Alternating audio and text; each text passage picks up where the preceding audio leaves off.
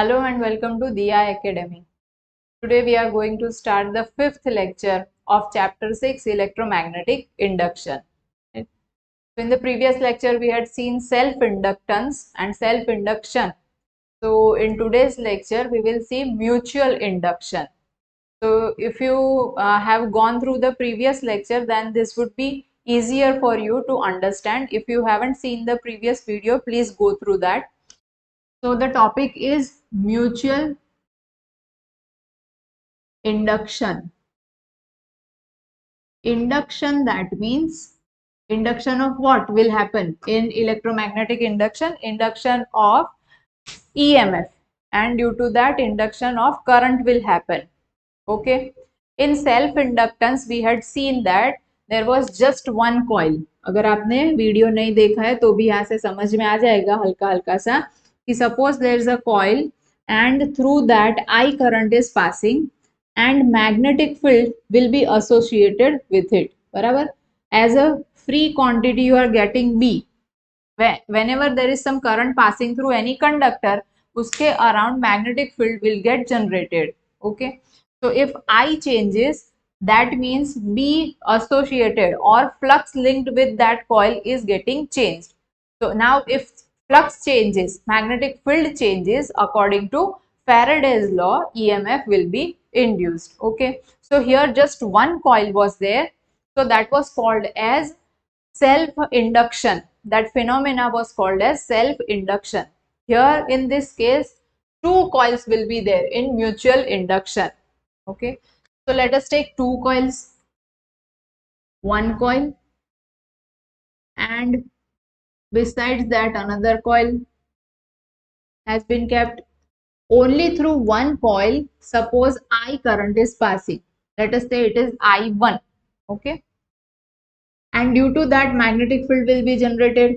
Now this magnetic field will not be limited to the coil from which current is passing. It will be spread over the space around it. ये infinite range तक फैला हुआ होगा. Intensity उसकी vary होगी, but it will be spread in the entire region. तो यहाँ पर जो भी magnetic field होगा, that will get associated with the second coil which is near by that. बराबर? सपोज के ऐसे मैग्नेटिक फील्ड यहाँ पर भी लिंक हो गया. This is the magnetic field due to current 1. so we will call it as B1. the second coil is not connected with any kind of power supply. कोई उसको EMF दिया नहीं गया है अभी एक्सटर्नली, सिर्फ इसी कॉइल को दिया गया है. ये जो कॉइल है इसका नाम देते हैं कॉइल 1 जो है, we will call it as primary coil, and the coil number 2 will be called as secondary coil. So if I changes, I1 changes, what happens? I changes, that means B1 changes. B1 changes, that means flux phi is also changes. बराबर? If flux changes, according to Faraday's law, epsilon is induced and hence current passes. So I is induced. So now no connection has been given to the second coil, then also some current will be passing through the secondary coil also. तो इसमें से कोई current जो है वो भी पास होने लगेगा. सेम थिंग विल हैपन कि यहाँ पर इसमें से अब करंट पास हो रहा होगा, तो that will get associated with the first one, और फिर इसके अंदर जो ईएमएफ है वो इसमें अगर चेंज होगा तो उसके अंदर भी ईएमएफ है जनरेट होगा. तो दैट कैन हैपन म्यूचुअली, कि एक में है तो दूसरे के अंदर ही होगा, ऐसे नहीं, म्यूचुअली ये हो सकता है. बराबर? तो ये म्यूचुअल इंडक्शन हुआ. तो डेफिनेशन लिख लेते हैं म्यूचुअल इंडक्शन की. म्यूचुअल इंडक्शन जो है इज एक्चुअली अ फिनोमेना. बराबर? ये एक कोई कांस्टेंट या ऐसी क्वांटिटी नहीं है, ये एक फिनोमेना है. ठीक है.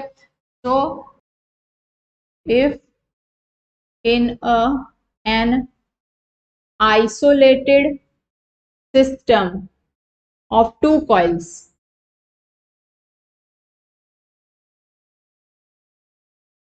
one coil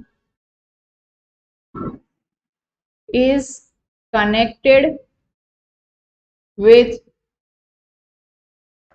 potential difference or given some potential difference or connected with some power supply, current passes through it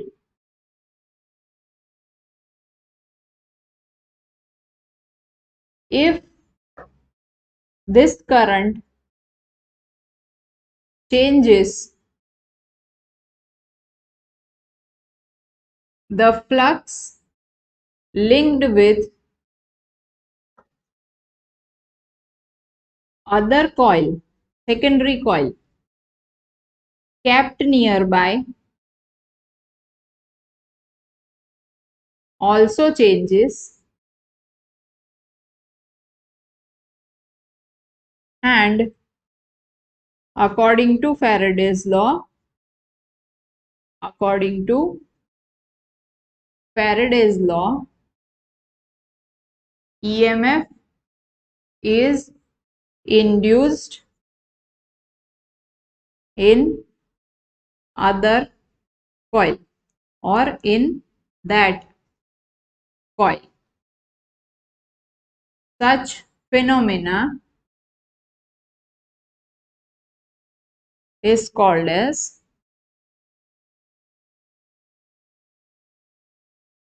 mutual induction.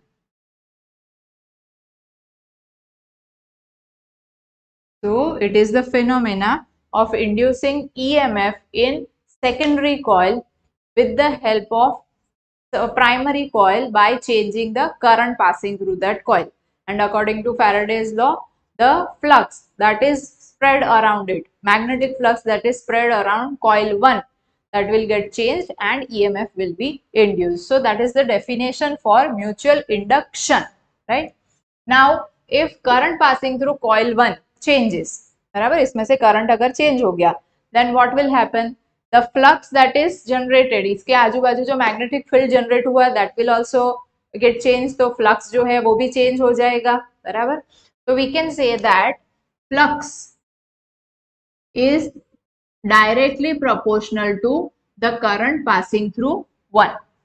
Flux linked with the second one, second one के अंदर, first one के अंदर भी वही होगा, but हमें अभी mutual देखना है, इसलिए सेकेंड के साथ फ्लक्स जो लिंक हुआ that depends upon the current passing through the first coil और प्राइमरी कॉइल.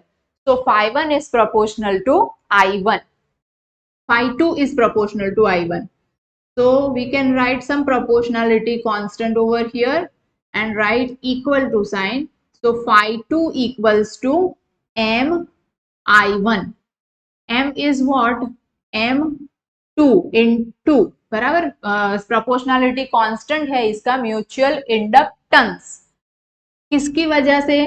तो 1 में करंट पास हुआ और वो चेंज हुआ उसकी वजह से.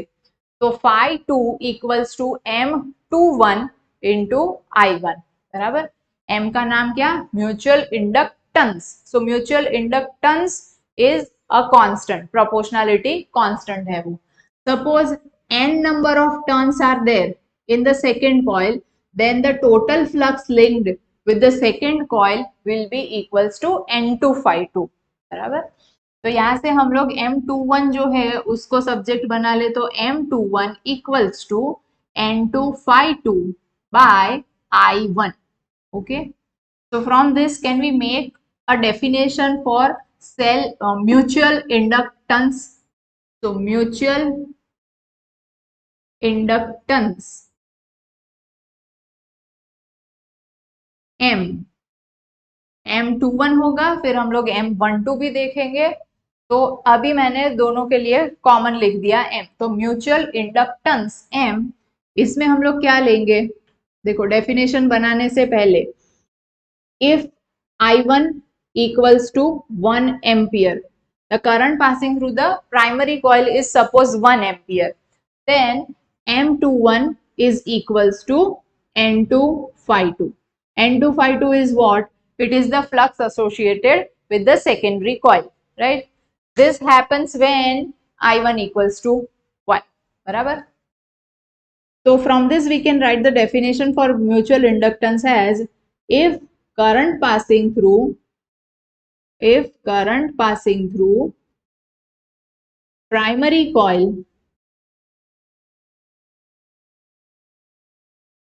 coil is 1 ampere, then the total flux associated with secondary coil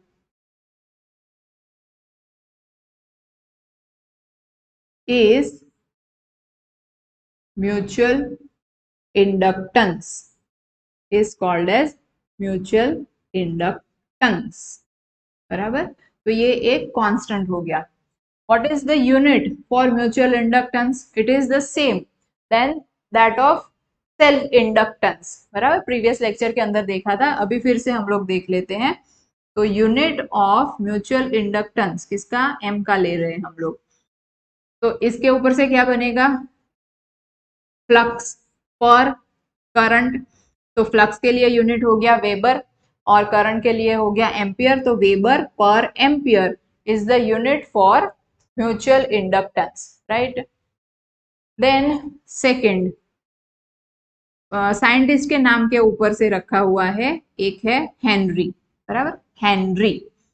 तो 2 यूनिट्स हो गए इसके ऊपर से, और एक हम लोग फॉर्मूला जो है वो डिराइव करने जा रहे हैं, उसके ऊपर से और यूनिट जो है वो भी देख लेते हैं. फिर उसके ऊपर से डायमेंशनल फॉर्मूला वो भी सेम ही आएगा, सेल्फ इंडक्टेंस के जितना ही, तो वो भी इसके ऊपर से अगेन हम लोग फॉर्म करके देखेंगे, राइट.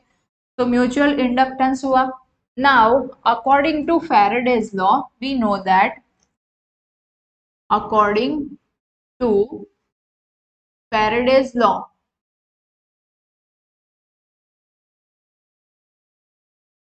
लॉ के अकॉर्डिंगली एप्सिलॉन इक्वल्स टू, अगर मैं इसका मैग्नीट्यूड ले रही हूं, then it will be equals to D phi by D T. बराबर, यहाँ पर ये n जो है, फाई जो है वो फाई मतलब n फाई अगर ले ले, n नंबर ऑफ टर्न्स के साथ टोटल हम लोग ले रहे हैं, तो n phi equals to n2 phi 2 actually. बराबर, तो ईएमएफ किस में जनरेट होने वाला है, सेकेंडरी कॉइल के अंदर, तो ये भी एप्सिलॉन 2 ही मिलेगा. बराबर, एप्सिलॉन 2. मैं यहाँ पर लिखू ना लिखू समझ जाना है, क्योंकि कभी हम लोग इस कॉइल में से करंट पास हो रहा होगा और इसके ऊपर की बात कर रहे होंगे. तो in general epsilon equals to D n phi by dt. n is constant, so that will just be d phi by dt. और otherwise d phi by dt की n phi की जगह पर हम लोग लिख सकते हैं m i. बराबर, यहाँ पर m21 i1, चलो n2 और एप्सिलॉन 2 लिख ही दिया, by dt. m21 upon dt, m21 di by dt upon dt. अगर यहाँ पर हम लोग मैग्नीट्यूड नहीं ले रहे हैं, then due to Lenz law negative sign will be there. बराबर, क्योंकि हमें पता है कि करंट की डायरेक्शन कैसी होगी, जिस डायरेक्शन के अंदर जिसकी वजह से ये प्रोड्यूस हो रहा है उसको ऑपोज करने वाली डायरेक्शन के अंदर, मतलब आई चेंज हुआ ना, इफ आई इंक्रीजेस, आई अगर इंक्रीज हुआ तो करंट की डायरेक्शन ऐसी होगी कि जिसकी वजह से वो उसको डिक्रीज को कम कर दे, जितना भी इंक्रीमेंट हुआ है उसको कम कर दे. अगर आई डिक्रीज हो रहा है तो वो सेम डायरेक्शन में करंट रहेगा कि जिसकी वजह से वो करंट जो है जितना डिक्रीज हो गया उसमें वो एड अप कर दे. बराबर, तो हम लोग जनरल ऐसे भी लिख सकते हैं कि डायरेक्शन ऑफ इंड्यूस्ड करंट कैसा होगा, उसकी डायरेक्शन कैसी होगी. तो आई इंड्यूस्ड, तो मैं आई, या तो आई यहाँ पर 2 है तो 2 लिख लेते हैं. तो I2 will be such that it increases the reducing current, reducing या तो कभी उसको डाइंग बोलते हैं, डाइंग करंट, करंट की डायरेक्शन मान लो कि I1 की ये है और ये क्या हो रहा है, रिड्यूस हो रहा है, तो I2 जो है वो उसको इंक्रीज करने का काम करेगा, बराबर, सेम डायरेक्शन में आके कुछ, एंड I2 उससे उल्टा, बराबर, and it will B such that it increases the reducing current, और I2 will be such that it increases the reducing current or decreases the increasing current, बराबर। तो सपोज के I1 जो है वो अगर इंक्रीज हो रहा है, तो I2 की डायरेक्शन क्या होगी, उसको डिक्रीज करे वैसी डायरेक्शन होगी, बराबर। तो लेंस लॉ के ऊपर से हम लोग उसकी डायरेक्शन जो है वो भी डिटरमाइन कर सकते हैं। तो इन शॉर्ट मैग्नेटिक फील्ड यहाँ पर जो फिर जनरेट होगा ना, वो उस हिसाब से होगा कि वो करंट की डायरेक्शन फिर बाद में ऑपोजिट जो है, मतलब मैग्नेटिक फील्ड और फिर करंट और उसका रिस्पॉन्सिबल कौन होगा, ईएमएफ। तो ये पूरी सीरीज जो है वो चलती है, ईएमएफ की डायरेक्शन पॉजिटिव नेगेटिव पोलैरिटी उस हिसाब से यहाँ पर फॉर्म हो रही होगी। तो epsilon 2 equals to minus due to Lenz law m21 di by dt is the formula. So from this if we want to make, अब यहाँ पर अगर मैं मैग्नीट्यूड ले लूं तो m21 equals to epsilon by di by dt, बराबर। ये अगर मैंने ले लिया, देन इसके ऊपर से भी तो एक डेफिनेशन बन सकती है, जैसे यहाँ पर बनाई थी, यहाँ पर क्या लिया था, इसको हम लोगों ने 1 ले लिया था, so here we will take di1 by dt as 1, बराबर। तो if di1 by dt equals to 1, unit क्या आएगा इसका, ampere per second, then what will happen, m21 equals to epsilon, बराबर। तो डेफिनेशन ये बनेगी, if the rate of di by dt is what is it is the rate of change of current in primary coil. So if the rate of change of current through primary coil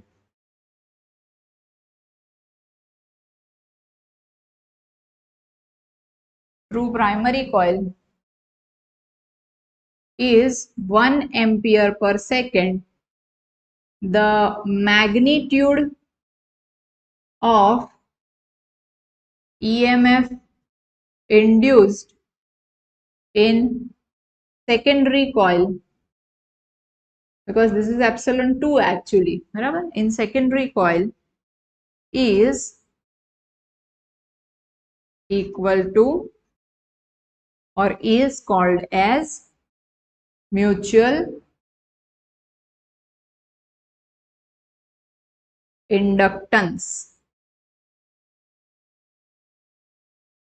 बराबर। तो दो definitions बन गई, जैसे हम लोगों ने self inductance के लिए भी दो डेफिनेशंस देखी थी, फिर इसके ऊपर से फिर से यूनिट हम लोग लिखते हैं, तो यूनिट क्या आएगा, वोल्ट पर ampere per second, so denominator will go in the numerator, so volt into second हो गया। now volt per ampere क्या हो जाता है, ओम, ये v by I हुआ ना, v by I that means r, तो r का यूनिट क्या हो गया, ओम into second, बराबर, तो ओम into second, so these are four units for mutual inductance। अब अगर हम लोग डायमेंशनल फॉर्मूला की बात करें, डायमेंशनल फॉर्मूला, तो वो भी सेम ही आएगा m के लिए जो l के लिए मिला था। r के लिए याद करवाया था, v r c के ऊपर से ये 12 31, ये 12 32, m l t a, तो m l m1 l2 t -3 a -2 into second, तो यहाँ पर क्या आ जाएगा, इंटू t1 आ जाएगा, t1 यहाँ पर ऐड होगा तो फाइनली क्या बन जाएगा, m1 l 2 T minus 2 A minus 2, right, ठीक है। तो dimensional formula, unit and definitions mutual inductance की भी और mutual induction as a phenomena वो भी हो गई, और यहाँ पर इसकी डायरेक्शन जो है वो डायरेक्शन भी हमने बता दी। तो सबसे पहले ये सारी चीजें हैं वो नोट कर लो। Now there are some parameters on which this mutual inductance depend upon. तो वो कौन से पैरामीटर्स हैं? Parameters on which M mutual inductance depend upon. तो फर्स्ट है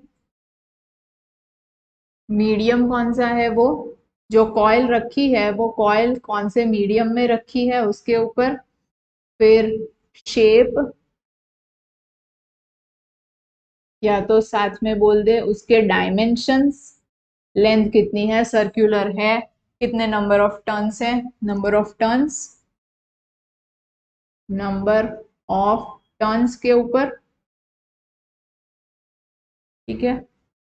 एंड ओरिएंटेशन,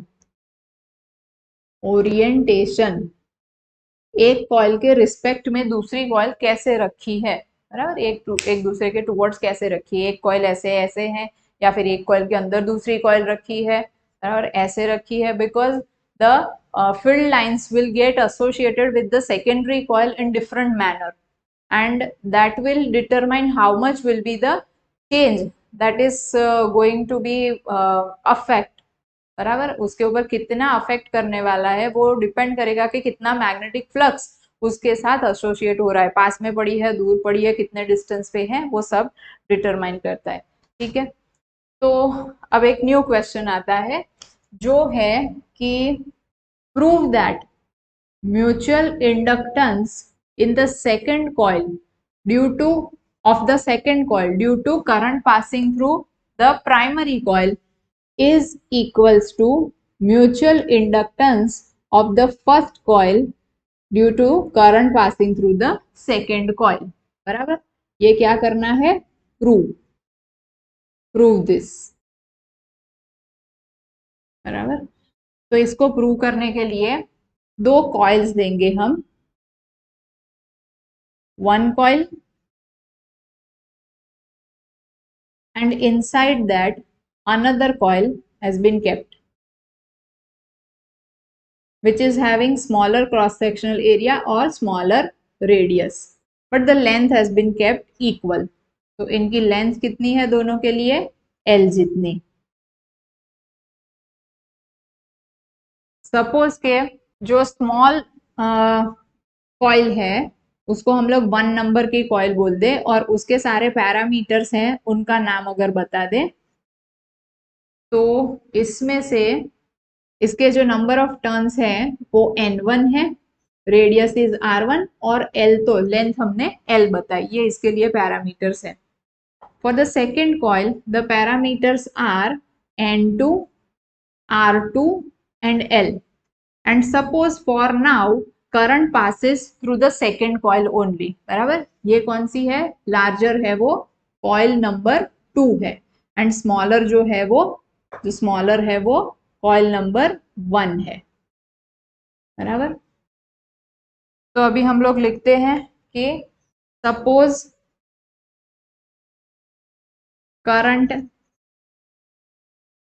इसमें से करंट अगर पास हो रहा होगा तो उसको हम लोग I2 बोलेंगे, तो current I2 passes through coil number 2,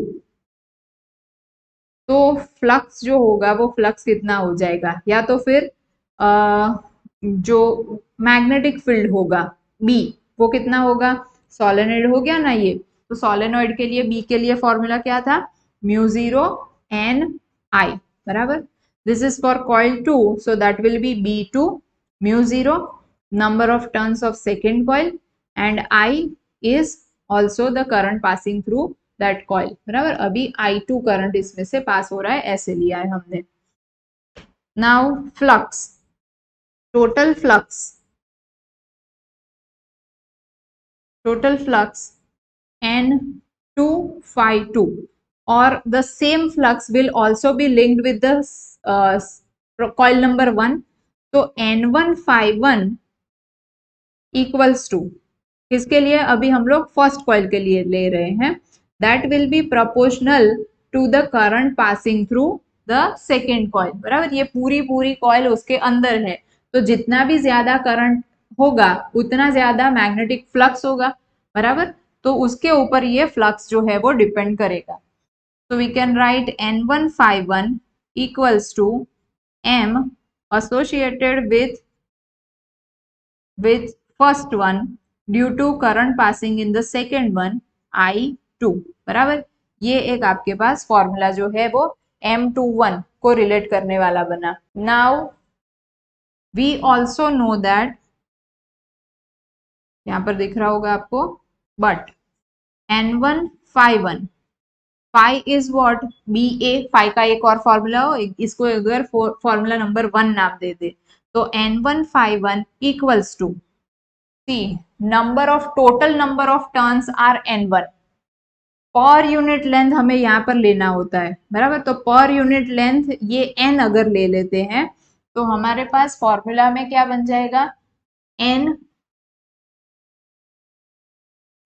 number of turns per unit length equals to N by L, therefore N equals to N into L हो गया, ठीक है। इसी को मैं यहीं पर लिख लूं, तो N into L किसके लिए देख रहे हैं हम लोग, फर्स्ट कॉइल के लिए। N1 लेंथ तो एनीवेज दोनों के लिए सेम है, इसलिए L ही लिखा। फाई इक्वल्स टू BA, तो मैग्नेटिक फील्ड किसका जनरेट हुआ, यहाँ पर ये B2 जो है उसने जनरेट किया, तो B2 का, बराबर। और एरिया किसका है, तो एरिया हमें कितना देखना होगा, यहाँ पर किसके अंदर का देख रहे हैं, कॉइल 1 के लिए, तो A1 आ गया।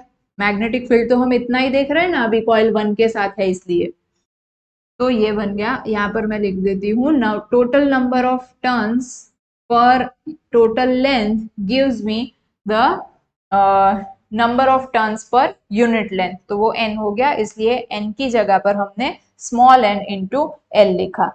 Now this will be equals to N1 L, B2 की जगह पर μ0 N2 I2 and pi R1 square, ये आया।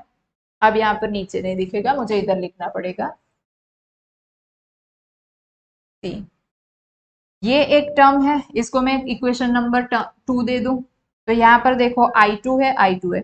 This equation is for N1 phi 1, this equation is also for N1 phi 1, so we can compare right hand side, comparing equation number 1 and 2, what do we have, M12 I2 equals to N1 L μ0 N2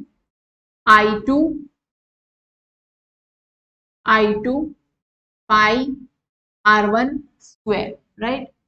So this entire thing can be treated as M12 or we can cut I2, बराबर। तो M12 के लिए formula क्या बना, μ0 N1 N2 L पाई R1 square, बराबर। M12 का ये एक फॉर्मूला आया। तो एक तो आपको ये फॉर्मूला भी याद रखना है M12 का। टू कॉइल्स, अगर दो कॉइल्स कोइंसाइडिंग कंसेंट्रिक है एक दूसरे के साथ, तो उस केस के अंदर N1 N2 total length into cross sectional area of that, जिसके अंदर से हम लोग देख रहे हैं कि उसके अंदर EMF जनरेट हो रहा होगा, बराबर, इंड्यूस हो रहा होगा। नाउ ये एक सिनारियो था। अब नेक्स्ट सिनारियो ले रहे हैं for the same configuration.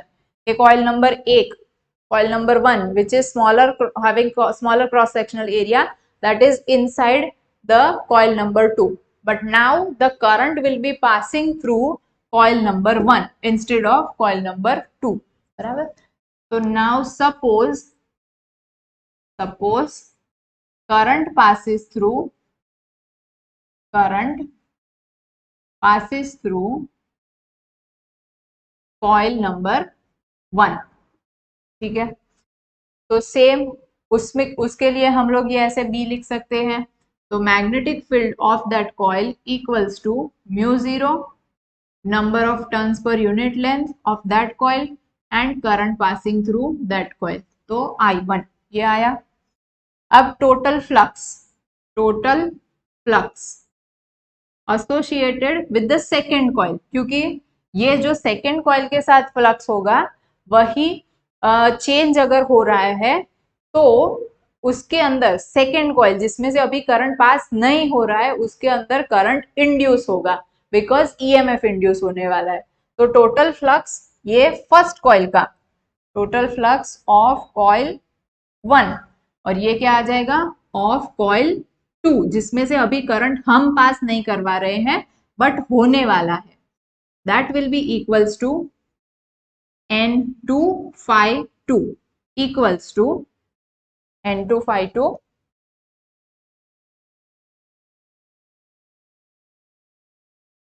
N2 phi 2. That will be proportional to the current passing through the coil number 1.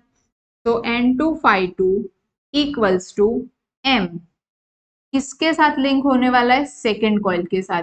किसकी वजह से 1 में करंट पास हो रहा है? उसकी वजह से. तो mutual inductance proportionality constant will be called as M21, बराबर. M21 I1 जैसे यहाँ पर लिखा था M12. So that will be now given equation number 3. 1 and 2 के लिए जैसे किया था वैसे ही यहाँ पर ये इक्वेशन नंबर 3 आएगा. अब थोड़ा सा हल्का सा चेंज होगा, बट N2 phi 2 के लिए ही अनदर फॉर्मूला हमें लेके आना है.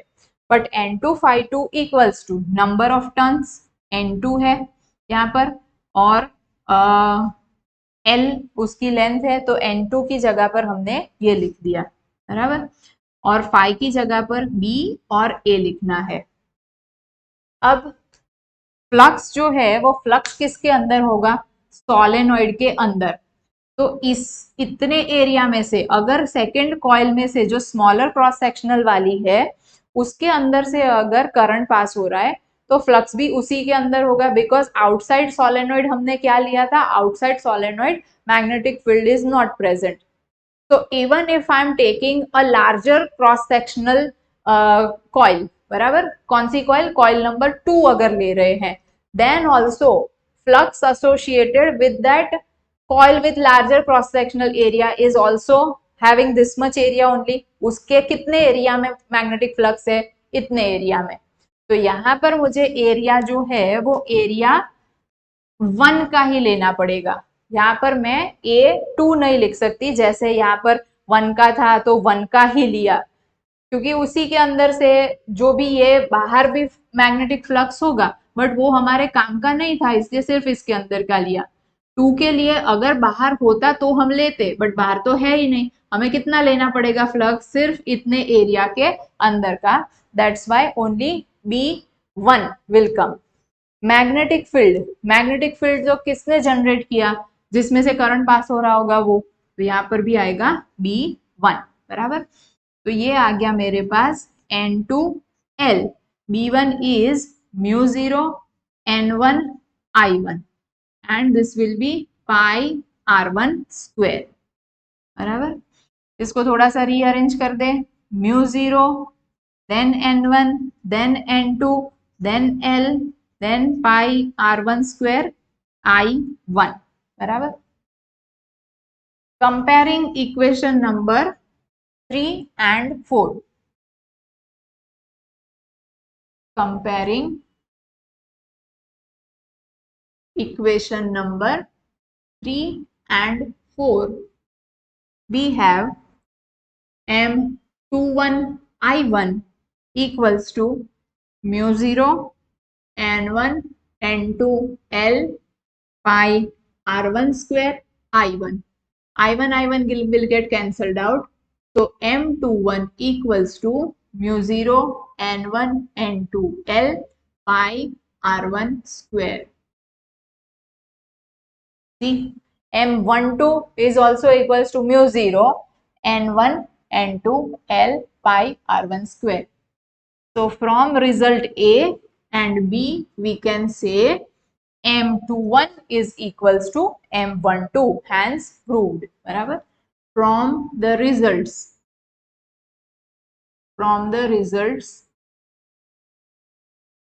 A and B,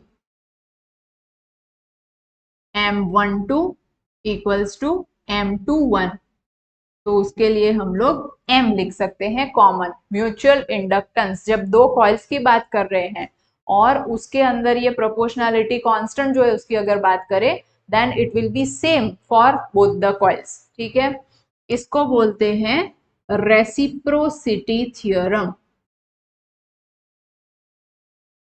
क्वेश्चन में ऐसे भी पूछ सकते हैं कि रेसिप्रोसिटी थ्योरम प्रूव करो.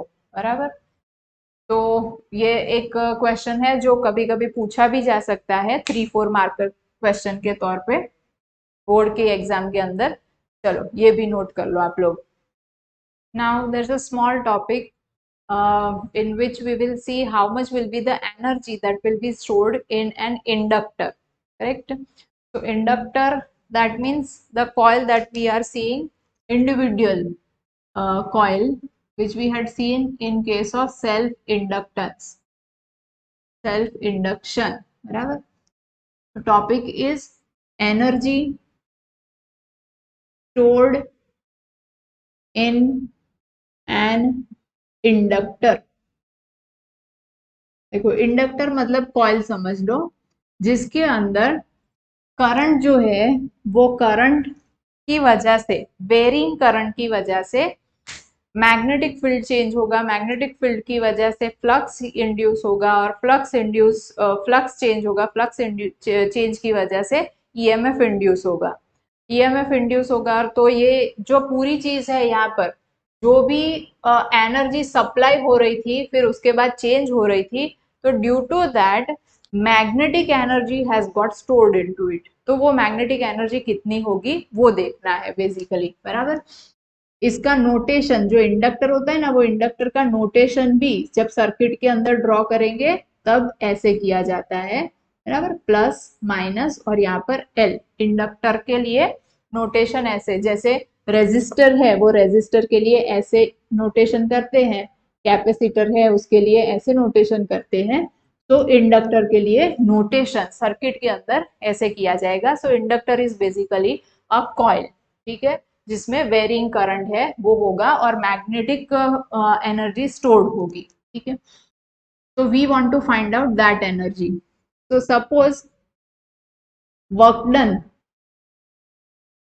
done equals to, जो इसमें ये वेरी करने के लिए जो वर्क करना पड़ा होगा वो है वही चीज होगी, एनर्जी जितनी खर्च हुई होगी वो. बराबर. Work done equals to energy. तो उस एनर्जी के लिए अब ये इलेक्ट्रिक एनर्जी होगी.